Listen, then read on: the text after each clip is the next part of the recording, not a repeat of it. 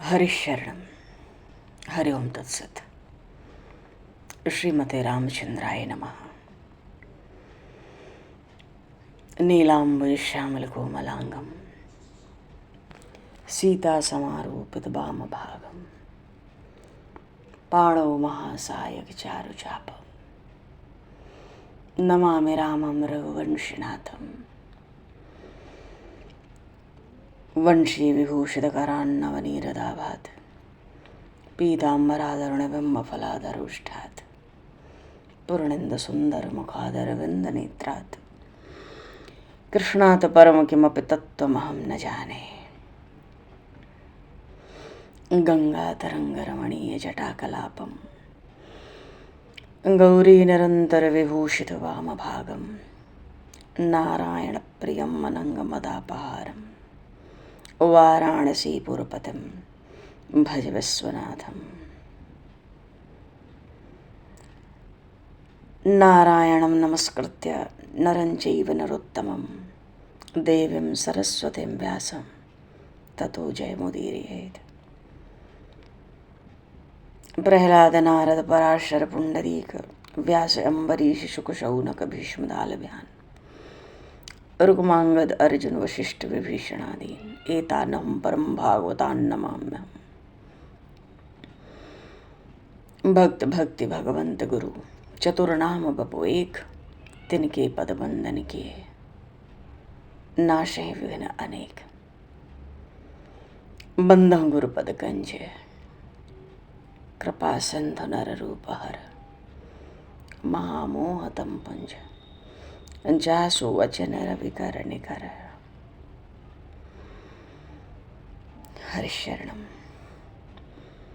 गोविंद जय जय गोपाल जय जय गोविंद हरे गोपाल हरे जय केशव माधव श्याम हरे।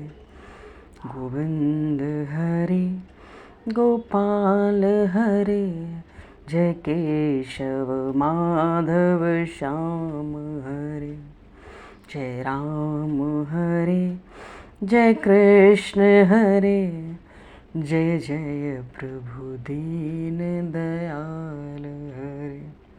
जय राम हरे जय कृष्ण हरे जय जय प्रभु दीन दयाल हरे। गोविंद हरे गोपाल हरे जय केशव माधव श्याम हरे।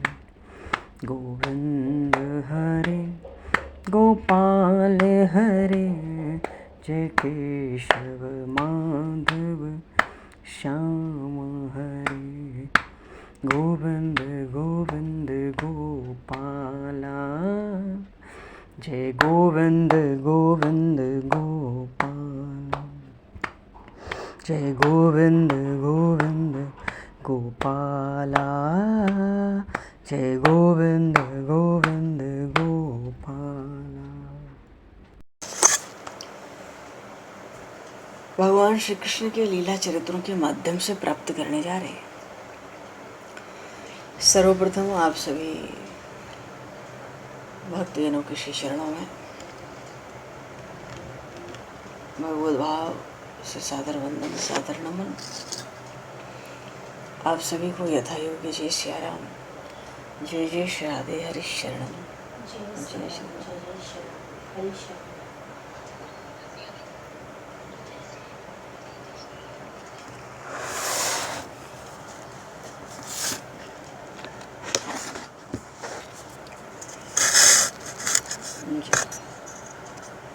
वसुदेव सुतं देवं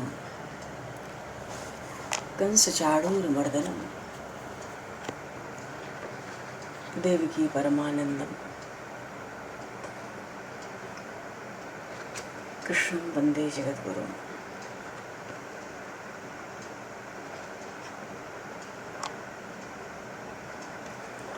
बोले श्री बालकृष्ण लाल की जय। पूर्व प्रसंग में आज भगवान श्री कृष्ण का, बालकृष्ण लाल का छठी महोत्सव है। भगवान के इस छठी उत्सव की सब भक्तों को, रसिकों को, प्रेमियों को खूब खूब बधाई। कल भी बहुत जगह मनाया गया छठी उत्सव। श्री धाम वृंदावन में श्री बांके बिहारी मंदिर में आज भगवान श्री बालकृष्ण लाल का छठी उत्सव है और बड़े जोरों पर होता है। सबको खूब मंगल बधाई है, आनंद है। वस्तुतः भगवान जब प्रकट हुए द्वापर के अंत में, उस वर्ष भगवान का छठी उत्सव हुआ नहीं। एक वर्ष के बाद, प्रथम वर्षगांठ से पूर्व, एक दिन पूर्व भगवान का छठी उत्सव संपन्न हुआ। क्योंकि इस बार जब भगवान प्रकट हुए, उस वर्ष तो छठी के दिन ही पूतना आई थी। तो क्या छठी उत्सव हो, कंस का बड़ा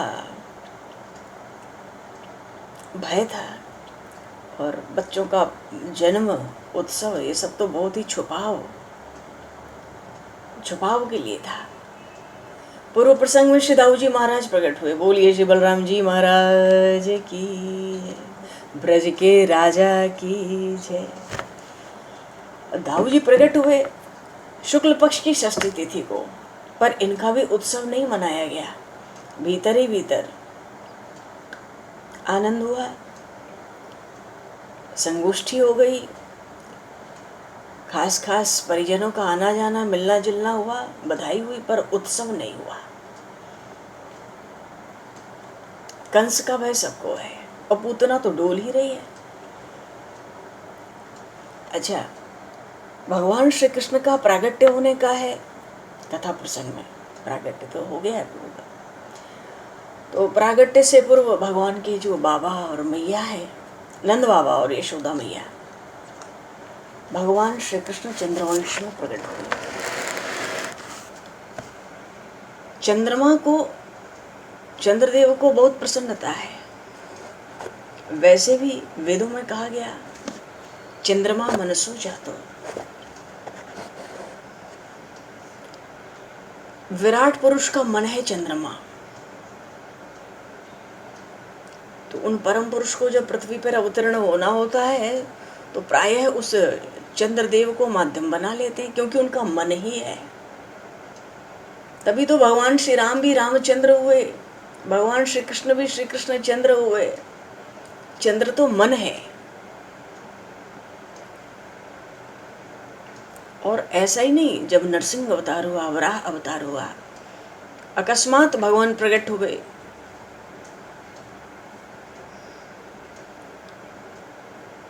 वो बात अलग है, पर वस्तुतः भगवान जब आते हैं अवतार चरित्र, लीला चरित्र करने, मन को माध्यम बनाते हैं।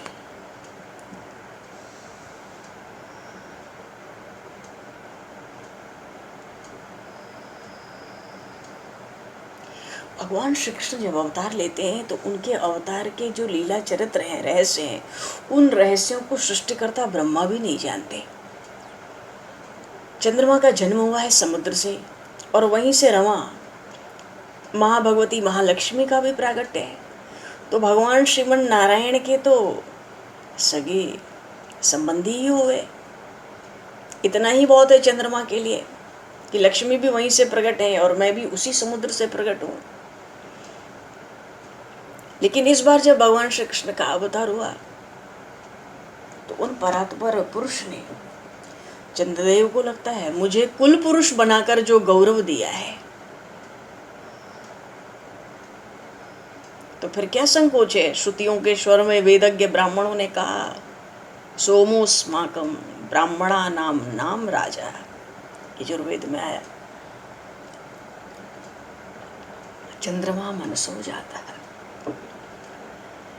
और फिर ये जो चंद्रदेव है, भगवान भूतनाथ, भगवान शिव ने भालभूषण बना लिया, तब से चंद्रदेव सनाथ हो गए। भगवान शिव के मस्तक पर जब से आए, और जब से मस्तक पर आए तब से तो सुधाकर हो गए, अमृत का वर्षण करने लगे। तो अब तो चंद्रदेव का कार्य है ना, संपूर्ण शक्ति लगाओ और पूरी ब्रज धरा को, 84 कोस ब्रज मंडल को अपने अमृत से संचित कर दें, धन्य धन्य कर दें। और मथुरा द्वारिका और में तो दिया ही भगवान ने। भगवान चंद्रवंशी हुए, प्रभु श्री राम सूर्यवंशी थे, तो ब्रज में तो मिला ही गौरव चंद्रदेव को, मथुरा और द्वारिका में भी मिला।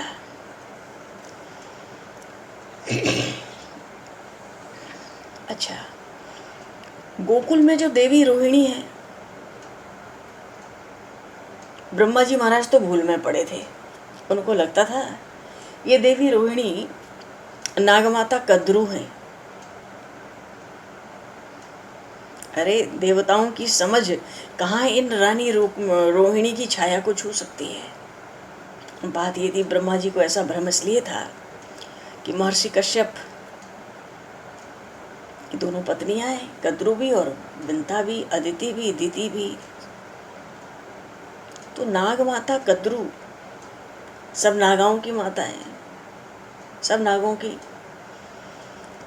ब्रह्मा जी को लगा होगा अनंत भगवान प्रकट हो रहे हैं 1000 फण लेके, ये कहीं महर्षि कश्यप की पत्नी कद्रू तो नहीं है, वही होंगी। और अदिति ये यशोदा होंगी, सब देवता इन्हीं से प्रकट हैं। और एक बार कुछ ऐसा प्रसंग भी बना था, महर्षि कश्यप नागमाता कद्रू के पास थे। देवी अदिति चाहती थी कि शीघ्रता से वो उनके घर पधारें, विलंब हुआ तो देव माता अदिति को लगा कद्रू ने अवश्य रोक लिया होगा महर्षि कश्यप को, तो श्राप भी दे दिया, मनुष्य योनि में जन्म ले लो। कद्रू को पता पड़ा, अरे अदिति ने मुझे श्राप दिया, उसने उलट के वही श्राप दे दिया, तुझे भी मनुष्य योनि में जन्म लेना पड़े। तो ब्रह्मा जी को भ्रम हुआ, अंश रूप से मथुरा में वसुदेव के रूप में उत्पन्न होकर महर्षि कश्यप, तो अदिति तो देवकी होंगी, फिर कद्रू और रोहिणी के रूप में आई होंगी। पर ये बात नहीं है। भगवान वो परम पुरुष पूर्ण परात्पर ब्रह्म जब लीला चरित्र करते हैं, उनके रहस्यों को सृष्टिकर्ता ब्रह्मा भी नहीं जानते। तो ब्रह्मा जी, भगवान ब्रह्मा को भ्रम हो गया था ये। एक तो गोकुल के स्वामी है नंद राय जी, और दूसरे बृहत सानुपुर के स्वामी हैं, बरसाने जिसको कहते हैं आज, वृषभानु बाबा।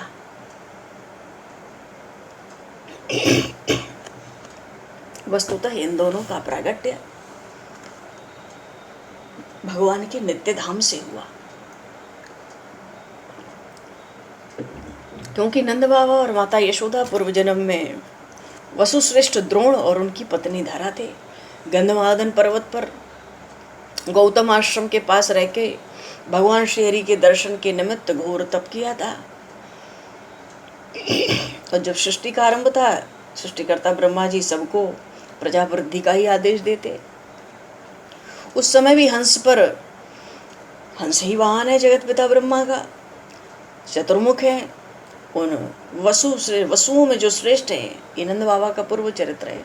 द्रोण नाम था, माँ यशोदा धरा उनकी पत्नी के रूप में थी। उनको भी यही आदेश दिया, प्रजावृद्धि करो। पर ये दंपति चाहते थे कि श्री नारायण इनके पुत्र बने। कामना तो परम पवित्र है, पर श्री हरि भी क्या करे। शताब्दियां व्यतीत होती चली गई, उन श्री हरि नारायण का दर्शन नहीं हुआ। तो उन दंपति ने, वसुश्रेष्ठ द्रोण और उनकी पत्नी धरा ने निश्चित किया, हम अग्नि में प्रवेश कर जाएं। चिता प्रज्वलित कर ली।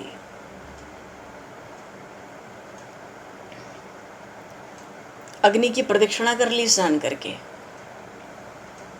ब्रह्मवाणी प्रकट हुई, अब तुम ये प्रयास मत करो, गोकुल में जब तुम दोनों प्रकट होगे तो मुझे अवश्य पुत्र रूप में प्राप्त कर लोगे।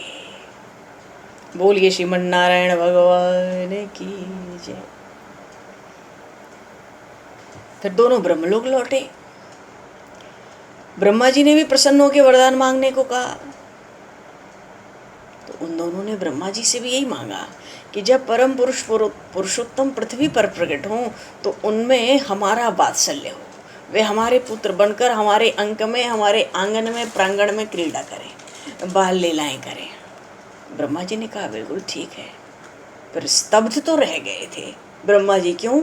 श्रीमन नारायण को ही पुत्र के रूप में कामना करते हैं। और परमात्मा किसी के वरदान का विषय थोड़े ही होता है, प्रार्थना की जा सकती है। पर इन दोनों ने तो पहले ही बड़ा भारी तप करके उन नारायण को प्रसन्न कर लिया था। तो ये जो वसुश्रेष्ठ द्रोण है, गोकुल में समय पाकर नंदराय रूप से प्रकट हुए और उनकी पत्नी धरा नंद पत्नी यशोदा के रूप में प्रकट हुई।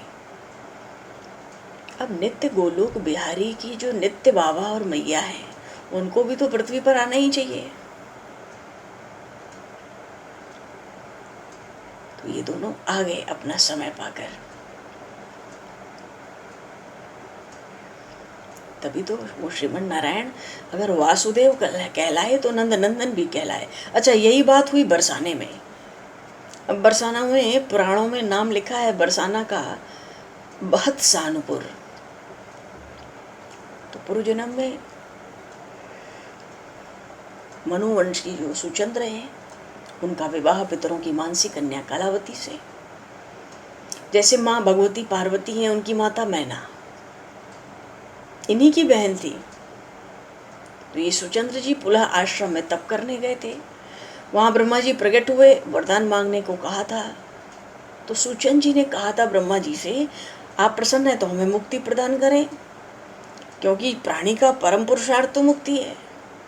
अब उनकी पत्नी भी तो तप कर रही थी, कलावती। ब्रह्मा जी कुछ कहते उसके पहले ही बोल पड़ी ब्रह्मा जी से, हे ब्रह्मदेव, आपको पता है पति ही नारी का सर्वस्व है। यदि आप मेरे पति को कैवल्य मुक्ति दे देंगे तो मेरा क्या होगा? मैं तो अपने पतिदेव के चरणों से अलग हो जाऊंगी,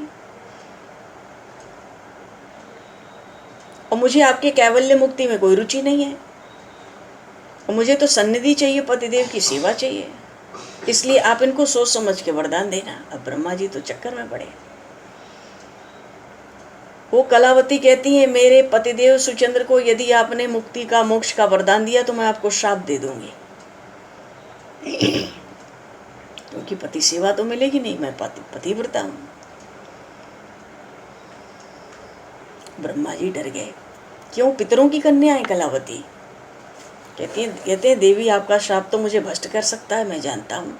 वैसे भी मैं कैवल्य मोक्ष देने में समर्थ नहीं हूँ, मैं तो रजोगुण का अधिष्ठाता हूँ। जब कल्पों का अंत होता है, प्रलय होता है, तो ज्ञान का उपदेश दे पाता हूँ अधिक से अधिक। इसलिए सुचंद्र जी, आप कोई दूसरा वरदान मांगो, मुक्ति का मत मांगो। सुचंद्र जी पहले तो उन्होंने कहा, तब मैं कुछ मांगना ही नहीं चाहता हूँ। जब मेरे मन की बात नहीं होगी, मोक्ष नहीं मिलेगा, तो मैं वरदान नहीं मांगना चाहता। ब्रह्मा जी ने कहा, नाराज मत हो, तुमने बहुत तप किया है, कुछ और मांगो जो मेरे अधिकार में हो। ब्रह्मा जी ने कहा, तो ठीक है, मुझको आप ऐसा बना दीजिए कि मैं संपूर्ण लोक के महेश्वर को भी दे सकूं। मानो पूर्ण परात्पर ब्रह्म भी कभी सामने आवे तो मैं उसको कुछ दे सकूं। ब्रह्मा जी ने कहा, ठीक है।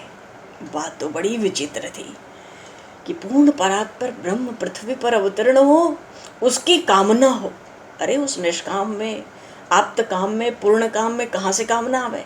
उसकी कामना होवे और मैं उसको कुछ दूं।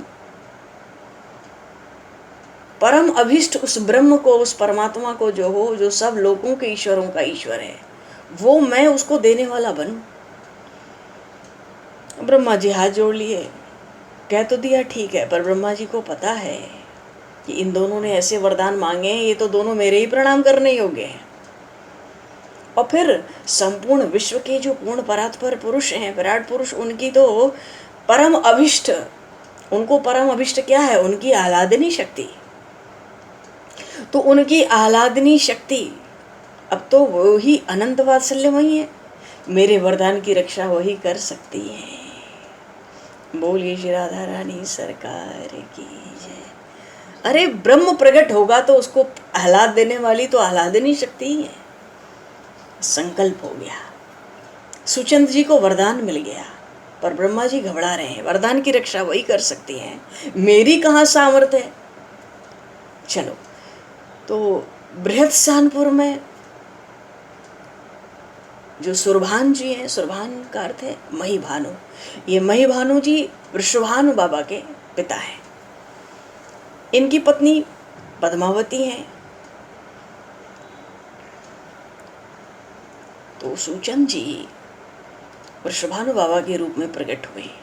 उनकी पत्नी जो कलावती पितरों की कन्या है, ये ही माता कीर्तिदा के रूप में बरसाने में प्रकट हुई। और ये जो श्री राधा रानी की माता है कीर्तिदा, इनका प्रागट्य भी बड़ा विलक्षण है।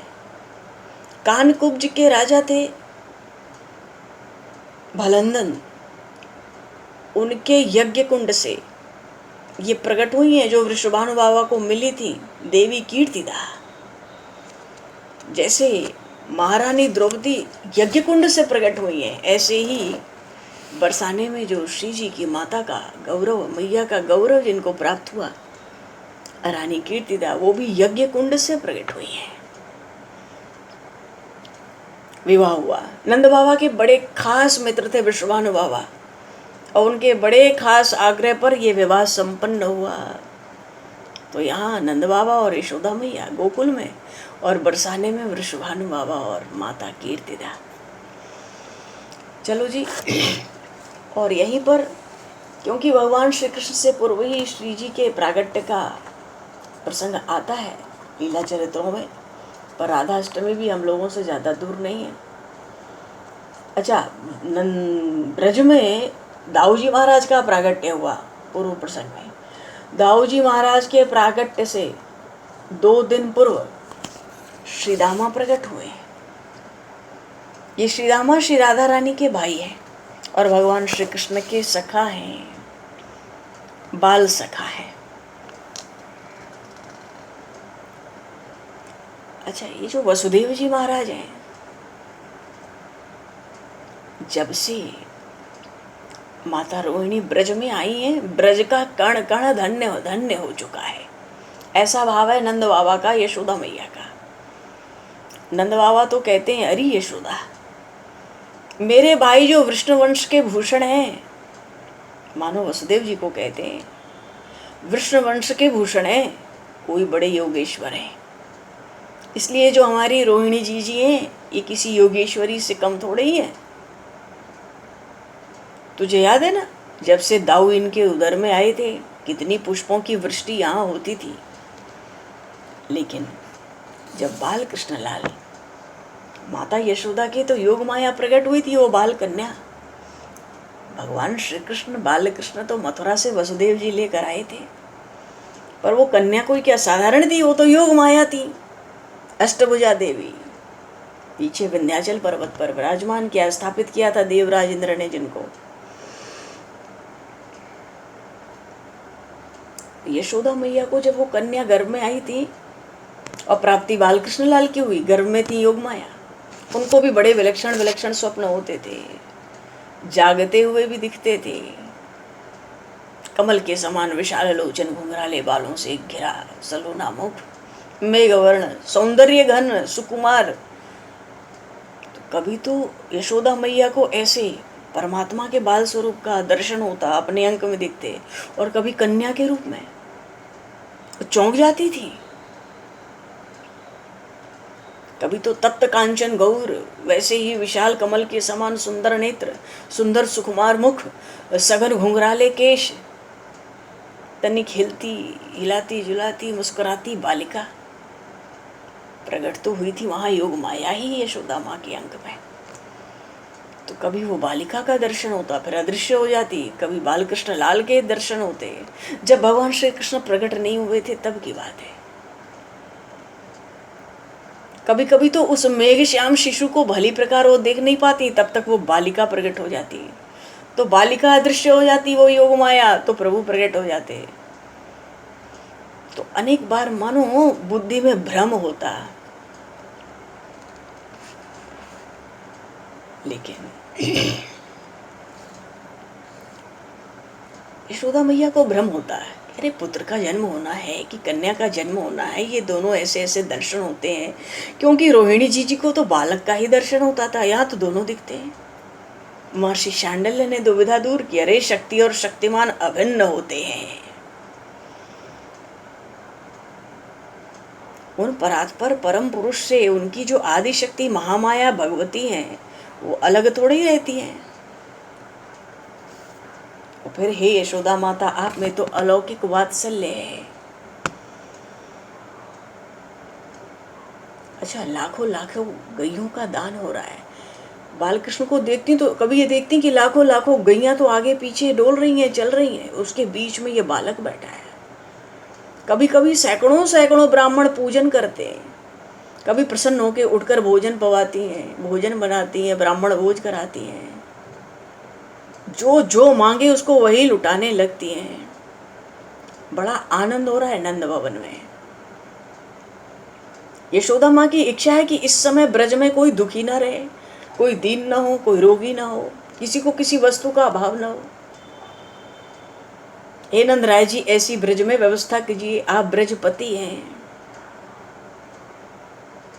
सब इस समय सुप्रसन्न रहे, संतुष्ट रहे, सुखी रहे, बड़े आनंद में रहे, सब मंगल मनावें, ऐसी मेरी बड़ी भारी इच्छा हो रही है।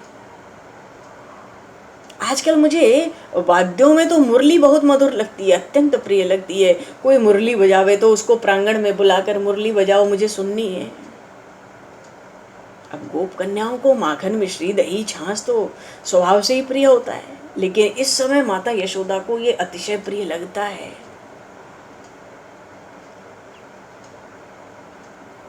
अरे, जो देवी देवता सुरांगनाएं अप्सराएं भी आती थी माँ यशोदा के पास दर्शन करने, कभी कभी वो भी पूछती थी, माता यशोदा को लगता था ये स्वप्नावस्था है, वो भी पूछती थी कि यशोदा जी, हे नंदरानी, आप क्या लोगी, आपकी क्या इच्छा पूरी की जाए। तो यशोदा मैया तो सोचती है मैं तो देने वाली हूँ, मैं तो देने के लिए हूँ, मुझसे लेने की चर्चा क्यों। अरे, बहुत विचित्र विचित्र स्थितियां थी। और भगवान का जब प्रागट्य होना है, भगवान तो देखो जी अनंत करुणालय, अनंत करुणा वरुणालय, वो नारायण, उनकी अहेतु की कृपा जिस पर हो जाए फिर कुछ कहा नहीं जा सकता।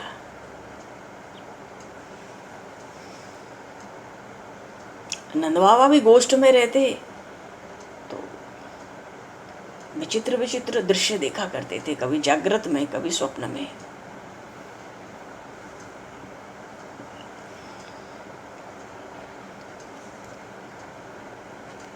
एक दिन ऐसा हुआ,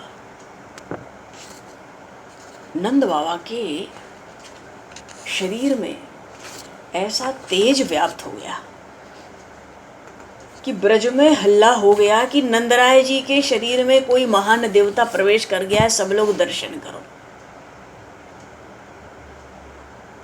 बड़े बड़े बूढ़े वृद्ध सब गो पहुंचे, सब छोटे बड़े पहुंचे। नंदराय जी को सुध नहीं है, शरीर पसीने पसीने हो रहा है, गौशाला में बैठे हुए। खबर आई नंद भवन में, यशोदा माँ के पास आकर वो मुखरा दासी कहती है, अरे नंद बाबा नहीं रहे, वो तो बड़े भारी देवता हो गए।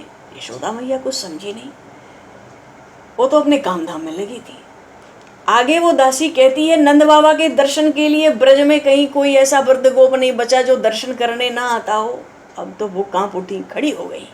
क्या कहती है, आपको विश्वास न हो तो आप भी चल के दर्शन करो। यशोदा मैया गई भाग के। क्या हो गया ब्रजपति को? गई तो इतना तेज मानो खुद ही मूर्छा आने लगी नंद बाबा का दर्शन करके। तो यशोदा मैया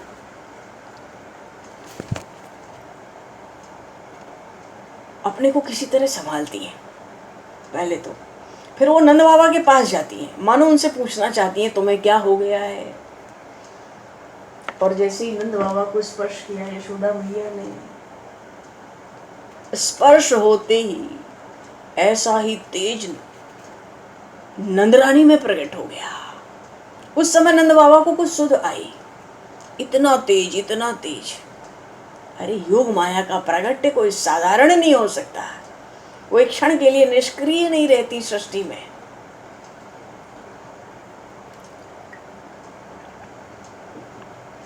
कारागार में पहुंच के माँ देवकी को भी उन्होंने पहले प्रणाम किया था, वसुदेव जी को खूब निहारा था, और रोना तो बाद में मचाया। फिर रोती रही जब तक कंस को समाचार नहीं मिल गया है, और जब कंस को पता पड़ गई, कंस आने लगा तो चुप हो गई।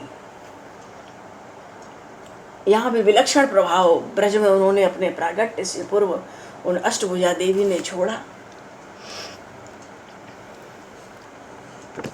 और आगे के प्रसंग में भगवान श्री कृष्ण का प्रागट्य हुआ। और फिर तो जब जन्माष्टमी हुई तो भाई तब से उत्सव ही उत्सव चल रहे हैं। कंस को तो कुछ हाथ लगा नहीं। पूर्व में ये प्रसंग हो चुके हैं कथा में, पर जब षष्ठी आई भगवान की तो बड़ा आनंद होना चाहिए। संकल्प हो, स्वस्ति पाठ हो, गणेश जी का पूजन होता है, मातृ का नवग्रह पूजन होता है, कलश पूजन होता है, षडमुख देव सेनापति का पूजन होता है, देवी षष्ठी देवी का पूजन अलग से होता है, और बड़ा हास्य विनोद हास्य प्रयास भी होता है। राहु का भी भेद होता है उस षष्ठी पूजन में। तो धनुष बाण लाकर सुनंदा जी ने अपने भाई नंदराय जी को दे दिया भेद करने के लिए। आनंद तो बहुत हुआ, पर कंस के भय से भयभीत होने के कारण भगवान श्री कृष्ण का कोई उत्सव नहीं हुआ। अच्छा, एक बात और हुई।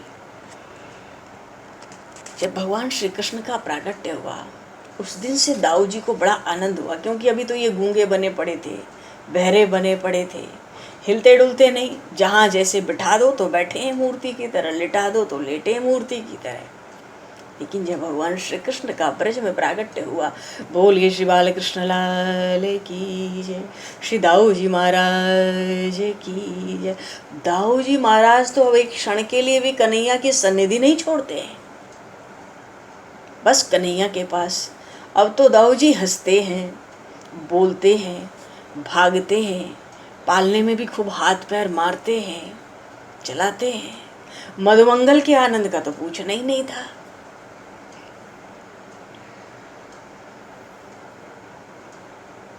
बहुत आनंद हुआ। भगवती पूर्णमासी प्राय वहीं रहती। महर्षि सांडल्य जब जब मुहूर्त अवसर होता नंदराय जी के नंद भवन पहुंचे ही रहते। सबके आनंद का अब क्या ठिकाना था जब प्रभु का प्रागट्य हो गया। अच्छा, मथुरा में क्या हुआ? वसुदेव और देवकी जी को तो कंस ने कारागार से मुक्त कर दिया, पर नजर बंद रखा था। क्यों? इसी का तो गर्व होगा जो मेरा शत्रु कहीं ना कहीं प्रकट हो गया।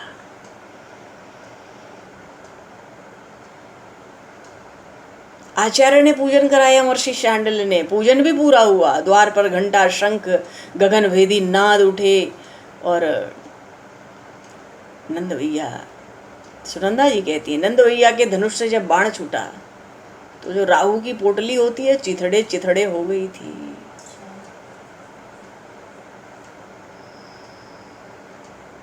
और मधुमंगल तो अपने ही झगड़ रहे हैं सबसे।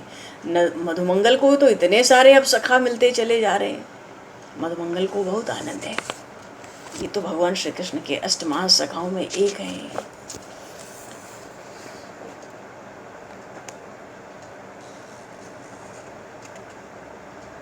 बहुत कुछ हुआ। रस्में भी हुई, रीति रिवाज भी हुए, हास परिहास विनोद भी हुए, लेकिन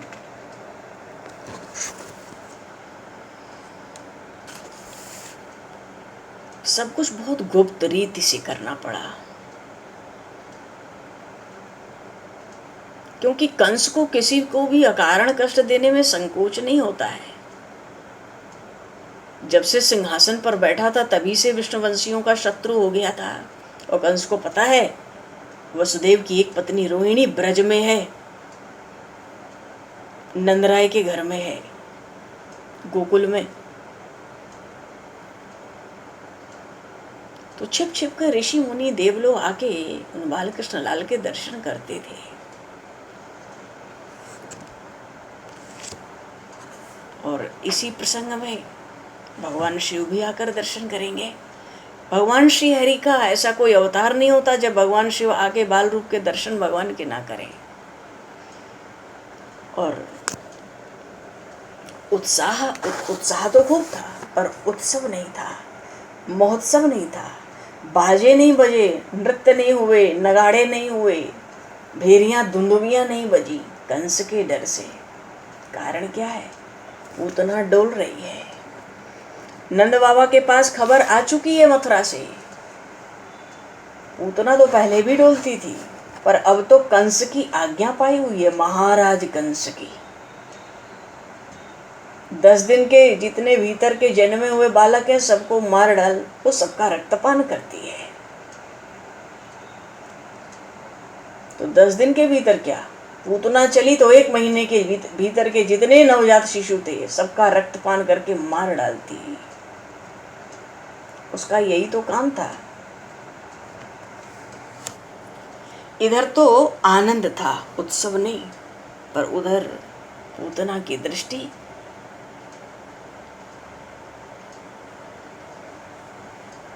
इन असुरों की दृष्टि भी बड़ी सूक्ष्म होती है। गोकुल में नंद भवन की ओर पहुंच गई है षष्ठी के ही दिन, जबकि बहुत छिपकर आनंद मनाया गया आपस में। रस्में पूरी की गई, पूजन पूरा किया गया षष्ठी का, पर उत्सव नहीं, महोत्सव नहीं तो नंद राय जी के यहाँ तो भगवान के प्रागट्य पे बहुत बड़ा महोत्सव हुआ, पर उसके बाद सब सहम गए थे। कंस की आज्ञा से पूतना सब नवजात बालकों को मार डालेगी, मार रही है। पूतना भले ही आवे नंद भवन में, आएगी ही, आगे का प्रसंग ही पूतना का है। और तभी तो भगवान शिव जब दर्शन करने को आए बाल कृष्ण लाल के, यशोदा मैया दर्शन थोड़े ही कराती है। पता नहीं कौन सा राक्षस असुर दैत्य किस रूप में आ जाए, मैया लाला को लेके बहुत सावधान है, पर पूतना पहले आएगी।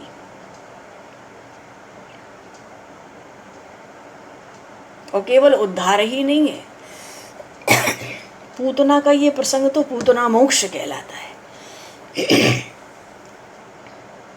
पूतना मोक्ष, क्योंकि पूर्ण परात्पर ब्रह्मा जब भी अवतार लेता है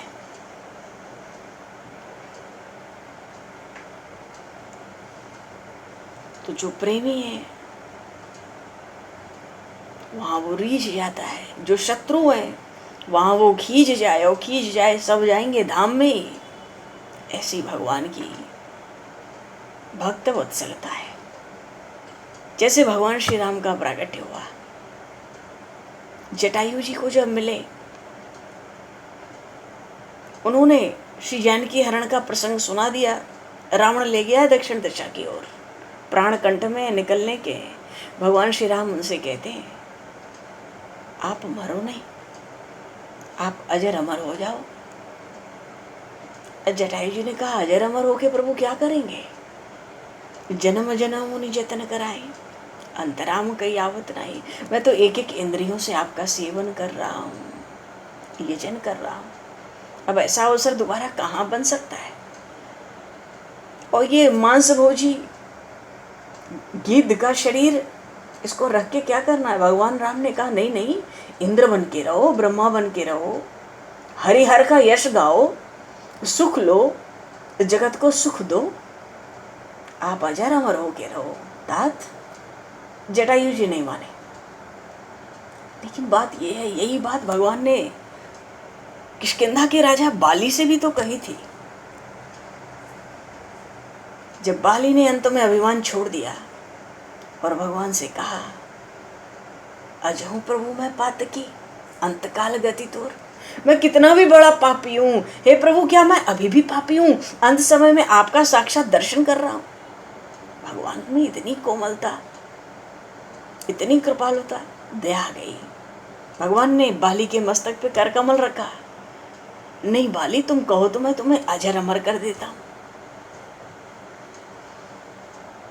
बाली भी कहता है, जन्म जन्म मुनि जतन कराए, अंतराम कही आवत नाय। प्रभु बस अब ये अवसर मैं नहीं खो सकता, फिर ये अवसर बनेगा ही नहीं कभी। तो जो बात जटायु को कही प्रभु ने, वही बात बाली से भी कही। ऐसा थोड़ी है कि सुग्रीव शरणागत थे तो उनको किष्किंधा का राज्य मिला, राज्य तो मिला ही, बाली को भी तो धाम भेजा भगवान ने। धाम भेजने से पूर्व अजर अमर होने का वरदान भी देना चाहते थे, उसने स्वीकार नहीं किया। तारा को भी भक्ति का उपदेश दिया, अंगद जी को भी प्रभु श्री राम ने युवराज बनाया, हनुमान जी को भी अपनी परिपूर्ण निर्भरा भक्ति प्रदान की। भगवान ने कब किस पर कहाँ कृपा नहीं की। दृष्टि में तो आता है कि हाँ सुग्रीव का दुख दूर हुआ है, शरणागत थे, किष्किंधा का राजा भगवान ने बना दिया, बाली का वध कर दिया।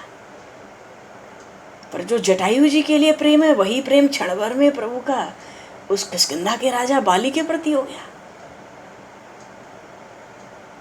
विभीषण जी आए, लंका का संपूर्ण साम्राज्य दे दिया, अपना अचल प्रेम भी दिया। अंत में वही आना जहां संत सब आए, भगवान कहते हैं विभीषण जी से। तो भगवान, अब पूतना आती है तो पूतना जो सामने पड़ता है उसका उद्धार तो होता ही है। प्रभु की दृष्टि पड़नी चाहिए जीव पर, बस वो कोई भी हो, कैसा भी हो, उसका उद्धार होता है। इसलिए आगे का प्रसंग भी पूतना मोक्ष का प्रसंग है। बोलिए श्री बाल कृष्ण लाल की, 84 कोस ब्रजमंडल धाम की जय, श्री वृंदावन प्रेम धाम की जय। और उन बाल गोपाल के छठी महोत्सव की भी खूब जय हो जी। अब तो प्रभु के प्रागट्य को बहुत समय हुआ, अब तो जगह जगह प्रेमियों का, भक्तों का एकत्र होके भगवान का छठी उत्सव करना। बिहारी जी भी महाराज आज छठी उत्सव कर रहे हैं। बोलिए श्री बांके बिहारी लाल की, सियावर रामचंद्र भगवान की, श्री गौरी शंकर भगवान की, सब संतन की जय, सब भक्तन की जय, सद्गुरुदेव भगवान की।